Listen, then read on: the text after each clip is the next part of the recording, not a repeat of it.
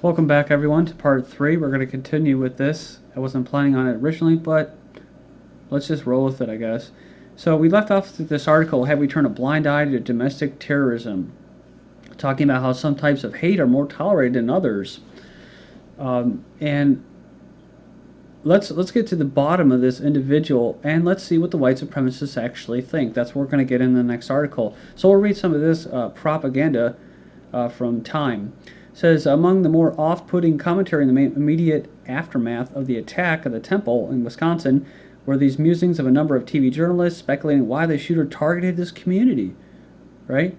Why did he have a beef with the Sikhs, one asked. Then came the bemused refrain, Sikhism is different from Islam, as if somehow everything would make more sense had there been 6 Muslims shot dead on a balmy summer day in Wisconsin.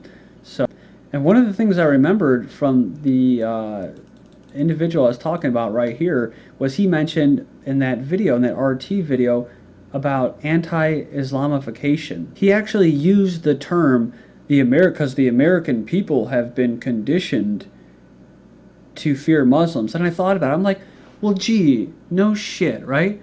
Everything that you saw on the TV after 9/11 was the Muslims are going to come get you in the middle of the night. The brown people, the Muslims, Ali Akbar, God willing, we're going to kill Americans. Americans are the scum, right? The swine. Jack Bauer going around torturing people. They were conditioned for this. You know what I mean? That was the divide and conquer that I was talking about. They're pitting Christians and Muslims against each other.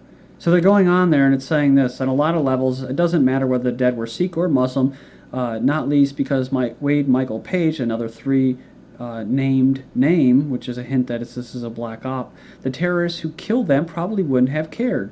Yes, Sikhs, many of whom grown long beards and wear turbans, have faced shameful discrimination in the decades since 9/11.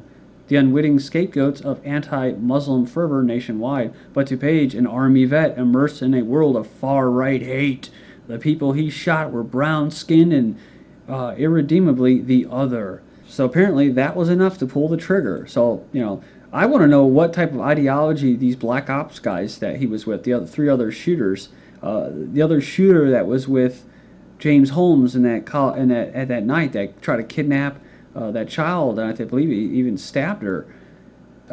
What are the mentality of these individuals? Are they nihilist? I think they're nihilist, if you ask me. I don't think they believe in anything. And I think those are the most dangerous people because their crimes will never go known. Yet they'll demonize people with an ideology that just basically wants to be left alone. They're not going to go on the preemptive attack like the U.S. Zionist-controlled government or other governments for that matter. No, they're not. They're going to be peaceful as their own people are being breeded out, as their birth rates go down, as their sense of heritage is destroyed systematically through the generations. And then if they talk about it, they are somehow going on the attack, they are violent, and they are now domestic terrorists. So like I said, I'd like to see those black ops, and I'd like to see what their ideology is. White supremacists at Stormfront react to the Sikh temple. This is from Right Wing News. Come check it out. Links will be posted in YouTube's video description. So it goes on there, says, back in the day, Right Wing News used the semi-regularly cover the loopiness that cranks conspiracy theorists and white supremacists spewed out on the web. At the time, it seemed like a fun diversion from politics, but since then, a lot of the same wackiness has been getting more play in the mainstream media. See Jerome Corzine, Louis Farrakhan, Bush, blah, blah, blah, whatever. But it goes on and says, still, after white supremacist Wade Michael Page shot up a Sikh temple, I wondered how would white supremacists react? Would they be thrilled that he did it? Would they approve of the ends but not the means? Would they be worried about blowback? So he was curious and he headed over to the Stormfront, which is a huge white power forum, and it goes on there and it says, now before we get started, here are some of the things most recently posted in the thread at the time that this individual was putting this together. What do we do with the Jews once we have won? Inventions by the Nazis, United Clans of America still around, how to respond to being called a Nazi, zero tolerance for homosexuals, conserving the white race and conserving nature, white medal winners. So it says, I think that gives you a pretty good idea of the sort of dirt bags you'll find at Stormfront. But what would said dirt bags think of Wade Michael Page? Here are some of the representative quotes. First one, I'll say this about him. His band and apathy wasn't bad. it's a decent hate core band. He should have concentrated on that instead of this self-defeating act, which only serves the interests of the WN's enemies, white nation's enemies, and not the white nation enemy themselves. Okay, I do not think this was an isolated incident of a lone nutcase. I'm willing to wager the shooter was an expendable torpedo, which I believe as well. Said one of the victims of the shooting was the father of this individual, Kaleka, who is in the process of making a very controversial expose film of government cover-up of UFOs and that is Syrians, I think. This cannot be stressed enough. So it goes on there, it says, in this event, the Zionist-occupied government has got their dream come true, which is 1, an event they can call domestic terrorism, 2, demonize white males, 3, demonize firearms, and 4, demonize veterans. And the third said, I think it's terrible what happened to the Sikhs. Sure, I want them in their homeland, but they didn't deserve that. Then the next one said, but then why kill Sikhs? Killing a bunch of elderly Sikhs who were praying in their temple on a Sunday morning is like beating the shit out of the scrawniest and quietest kid in the room who goes to an abusive family every day when the guy who raped your girlfriend is sitting right beside you and you do nothing to him. There's so many legitimate enemies, it's just so stupid to pick the Sikhs. Yeah, another person said he didn't use his brain, he didn't accomplish a damn thing. From what I understand, the idiot who committed the shooting had a 9/11 tattoo, which is a pretty good indicator that he fell for the Jewish neocon, Yaseh, line, hook, and sinker. Morons like this are why many of us here try so hard to break the so-called white nations out of the Jewish neocon brainwashing. It goes on and says, if only this is the beginning to look pretty serious, my friends. Sikhs need to return to their homeland, but not in boxes, for God's sake. So the author goes on and says, despite some of the dumb and gross comments above, there were only a handful of rah rah rah, we're glad Page killed all those Sikhs. So they were far and few between and were strongly condemned by the other members. So let's take this narrative forward. Remember this article, this was from, what, July 4th? Is that what it was? Yeah, that was. It was very kind of an ironic date. It says here, and by no coincidence, Homeland Security report lists liberty lovers as terrorists. That's right. So it goes on there, it says definitions from a 2011 study entitled Profiles of Perpetrators, Perps of Terrorism, produced by the National Consortium of Study of Terrorism Response to Terrorism. Americans who believe their way of life is under attack. Americans who are fiercely nationalistic as opposed to universal and international in orientation, i.e. globalist. People who consider themselves anti-global. There you go. Presumably those who are wary of the loss of American sovereignty. Wary or aware? See how they do that?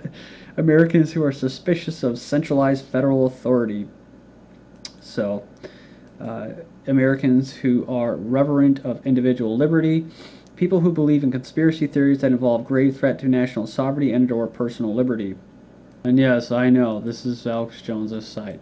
But they covered this, and so I'm going to include this article because I can't find it anywhere else. National Guard magazine cover story specifies Americans as greatest terror threat. That's right, this is the National Guard. So it goes on here, says it features a story cover titled The Threat at Home. So it goes on here, and it's meant to desensitize Guard members, readers to the idea of pursuing and capturing Americans on American soil, thus finalizing the end of Posse Comitatus. The article begins by saying the mission to prevent terrorism on U.S. soil starts with Al-Qaeda, but it doesn't end there. It goes on and says homegrown terrorists, hostile nations, and lone radical wolves, lone wolves basically, present perils too, and the methods of destruction are vast. Ask Homeland Security experts about the dangers, and you'll get a range of answers, but one thing is clear, the hunt can never stop. The new face of terror, and then it actually has this, in search of the hidden enemy, says Senator Collins, who in the past co-sponsored overreaching cybersecurity bills and is in the Homeland Security and Government's Committee, tells the author that the next terrorist could be someone you went to school with. I saw another title in mainstream media somewhere in compiling all these articles. The terrorist could live next to you, next door. And many of you have probably seen this and are aware of this thing that was written and put out there in the media recently. The 2010 U.S. Army's Operating Concept 2016-28 was published. The U.S. Army Tactical Manual describes how to control domestic insurrection, talking about how the new theater will be at home against Americans. The writer, a retired U.S. Army colonel, ignites firestorm with article on crushing a Tea Party insurgency.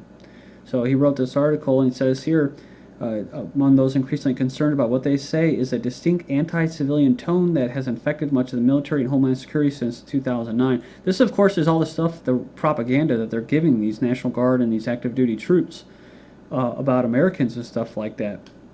And plus the mission, to be fighting these Muslims and stuff like that. And then you got people back in the United States that are saying, what the hell are we doing over there? We don't support you. And so then they're trying to create this anti-civilian sentiment so that American troops, when they will come back, they will fire on American citizens. According to the vision articulated by Benson, future warfare will be conducted on our own soil. The military will use its full force against our own citizens, and the enemy will be average citizens whose values resonate with those articulated by the Tea Party. Several items of interest are to be noted in the scenario the Army uses to describe the Tea Party activists: right-wing extremists, insurrectionists, all of whom are lumped together with militias and organizations that are considered racist and anti-immigration. By contrast, those who oppose the Tea Party are referred to as mainstream. Yeah, they call it anti-immigration, basically. If you're for protecting your borders, as far as immigration goes, you're anti-immigration. If you are not really, it's for legislation for this, but just if you're not really for the promotion, if you're not for the paying of tax dollars to kill, young ones, i.e. abortion, and when it goes against your morals, then, you're anti-abortion. So this is the type of concepts or theories or tactics that were discussed in Orwell's 1984. So, border authorities to test surveillance balloons. Something new soon will be floating in the skies above the Texas-Mexico border as federal authorities test balloon-like military surveillance devices to see if they might help with border monitoring. And remember, they just closed down, 9 border stations. Remember that. I just covered that. So they're going to put these surveillance balloons. They're going to test them. Whoa, look at this. They just tested this just the other day. U.S. Army's spy blimp spotted hovering over New Jersey may take up cargo duties. So I've been talking about these since I started in 2009. And they're great because they're high up there. You can't shoot them down. And they're going to be run on solar power. So it's good for like a Mad Max Postman type scenario. Like cyborgs and machines and stuff and drones. Avatar officer installed at Arizona-Mexican border station. So, yeah, they're going to have a new freeing up human officers to catch drug smugglers, right? Oh, they're going to catch drug smugglers. Well, that's kind of too bad because a Mexican official says CIA manages the drug trade. It says they don't fight drug traffickers. In fact, they try to manage the drug trade. So they close down stations. They get rid of actual people.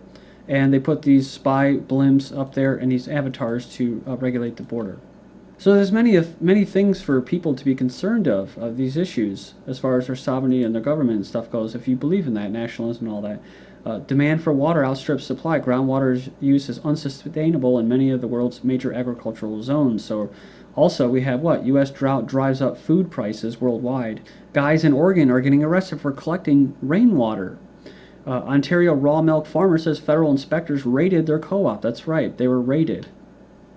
And this is because they're trying to offer healthy, nutritious milk, unpasteurized milk. But they say, it's a danger to the public's health. Also, they're ripping up gardens, that vegetable gardens that people are trying to grow. So when people try to go around what they're doing, these actions to create all this famine in these end-time scenario, they get arrested and they get SWAT teamed. But they're not the only ones. Recent shutdowns of children's lemonade stands and SWAT-style raids on small farmers have inspired these mothers, activists, who take the message to the Capitol, where mothers are going to risk jail over lemonade and milk stands.